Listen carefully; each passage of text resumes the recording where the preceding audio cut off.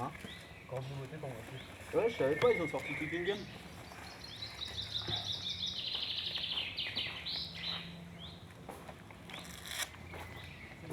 Oh la vache. À partir de maintenant, il faut un étage. Dans les grandes lignes, l'airsoft, ça serait comme le paintball. La différence, c'est que c'est pas des billes de peinture, c'est des billes de pistolet à billes entre guillemets. Et c'est plus propice à des vraies simulations.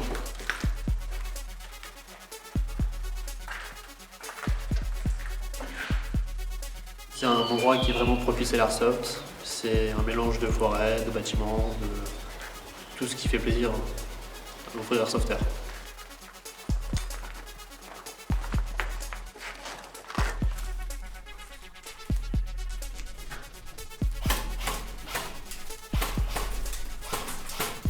On se remplit, Louis, Louis, Louis.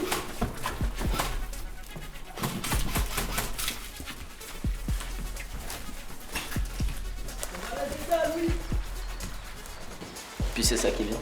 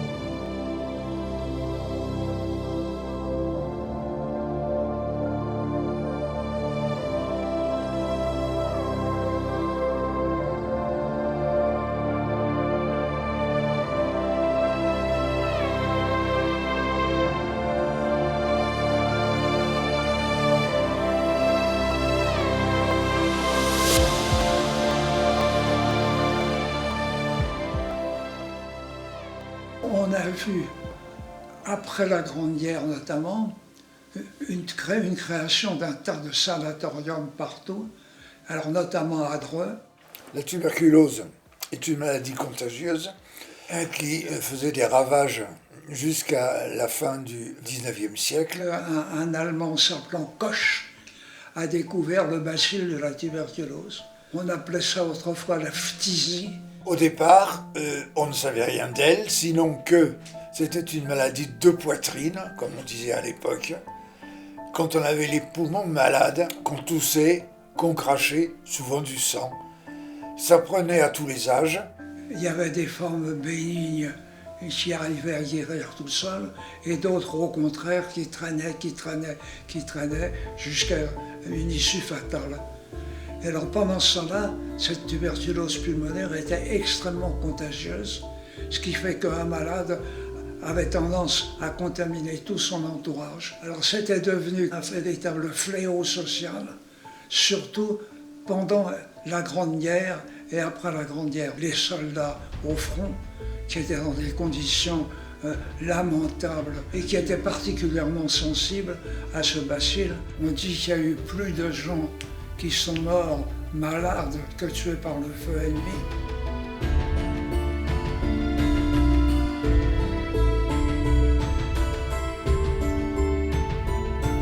Pour lutter contre cette tuberculose pulmonaire,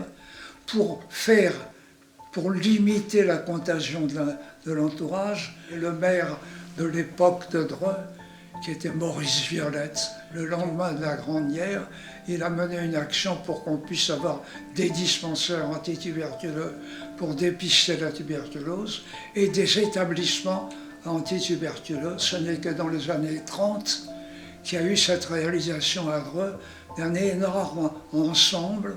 Alors c'était d'abord le Prévent en 1930, le SANA lui-même en 1932, avec un sanatorium de 400 lits, un préventorium de 3 ou 400 lits également, une plus petite maison de repos, des bâtiments, ça fait 1 kilomètre de long, un bâtiment comprenant qu'un rez-de-chaussée et un étage, une largeur de 4 mètres, 1 mètre de couloir, 3 mètres pour les chambres, tout exposé au midi.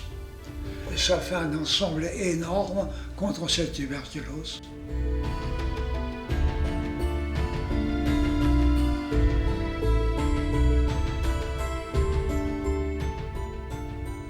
Pour les formes graves avérées, le sanatorium. Alors pour certaines formes légères, le préventorium, c'était essentiellement pour enfants qu'on avait ça à Dreux. Et également, il y avait une maison de repos pour femmes et jeunes filles qui étaient des gens pas encore atteints gravement de la tuberculose, mais pour essayer que celle-ci n'évolue pas. Leur traitement consistait à être allongé au soleil, à l'extérieur, pendant plusieurs heures. On avait l'impression qu'en faisant reposer les gens longtemps, la maladie était moins grave. Ça permettait de mieux réagir contre ce fameux bacille. On imposait des règles de vie très strictes, c'est-à-dire repos le matin, les séances de cure au soleil, sieste l'après-midi. Et ben, ils passaient leur temps à faire ce qu'ils pouvaient, à cafarder. Ceux qui avaient un peu d'instruction bacille, à lire bien sûr. Ils avaient monté un théâtre aussi, mais enfin, c'était des activités ludiques qui étaient quand même tout à fait, qui ne suffisaient pas à tous ces enjeux.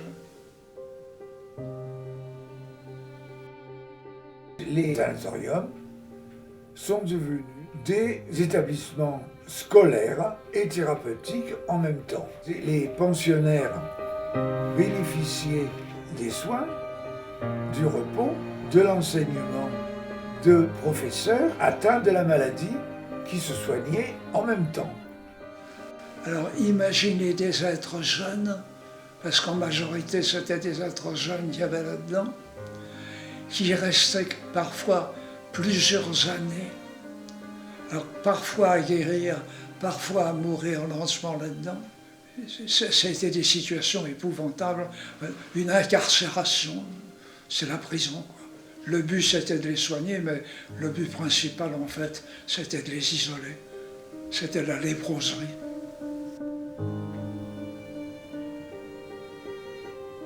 En 1944, il n'y avait pas, les arbres étaient des arbustes et tout, le paysage n'était pas excellent.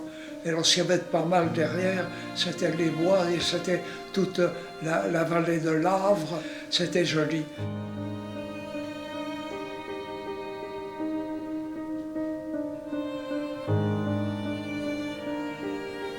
Et ce sanatorium, si vous voulez, ça a été pour nous un boulet qu'on a traîné au pied parce que ça nous a coûté très cher pour nos aménagements, nous, hospitaliers, et aussi en personnel. Peut-être une des raisons pour lesquelles on a maintenu au maximum ce sanatorium a été une raison d'emploi, effectivement. Il y avait là-dedans 200 personnes d'employés, dont beaucoup étaient, presque tous étaient d'anciens malades, et qui étaient difficilement recasables.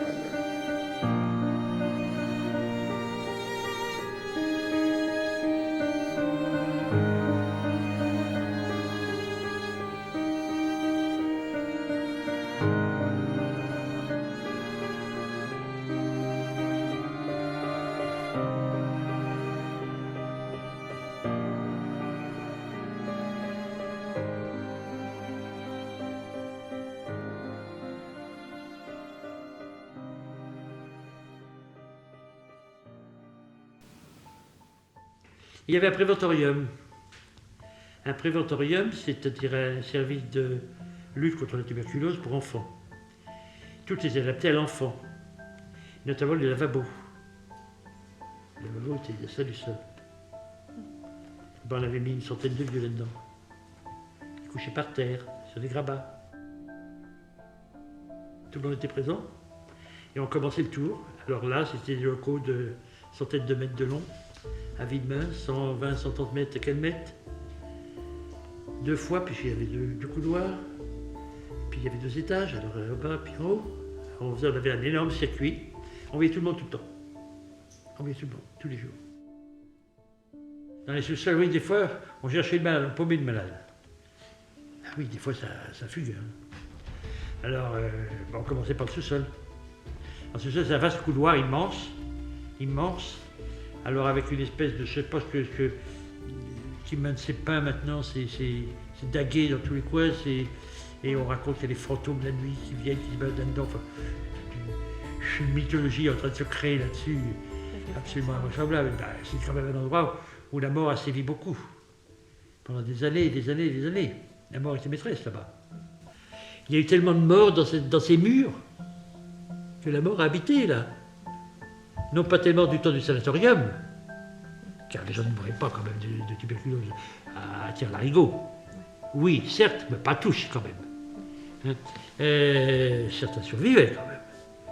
Et par contre, quand c'était les hospices, puis même après, du reste, quand on a relancé séjour, c'était bon. Ça mourait sec.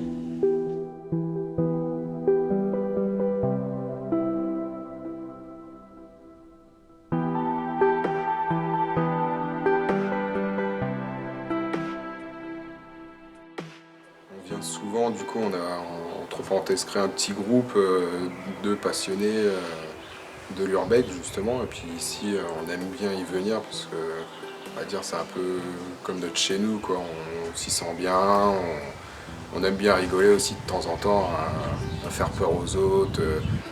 Un caillou qui fait du bruit ou quoi, direct, ça nous interpelle. Et puis, un Velux qui s'ouvre et qui fait du bruit. Du gaz qui s'échappe, il y a des gens qui ont peur et qui courent dans tous les sens. Parfois quand c'est la pleine nuit, ça fait un peu bizarre. Mais justement c'est ça, ça rajoute un peu d'adrénaline et c'est ça qui est bon, quoi.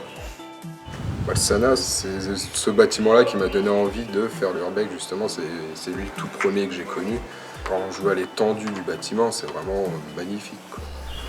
Le but c'est en fait de visiter tout ce qui est bâtiment abandonné, connaître l'histoire des bâtiments que je visite, quoi. Voir qu'est-ce qui s'est passé dans une pièce ici, là, qu'est-ce qu'il aurait pu avoir là.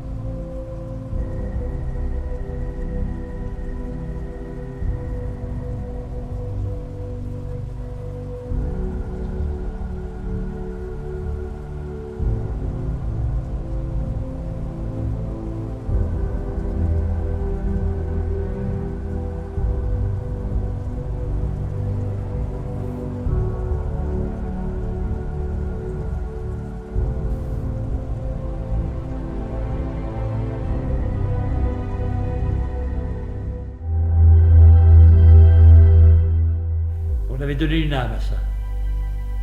On avait donné une âme.